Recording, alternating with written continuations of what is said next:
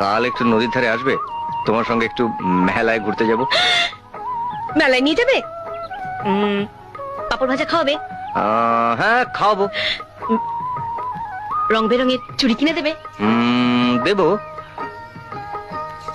তোমার এই হাতে আমি লাল রঙের চুড়ি পরাবো। তুমি হবে রাধা আর আমি হব কৃষ্ণ। বৃন্দাবনে চলো সখী, তোমায় নিয়ে করি খেলা।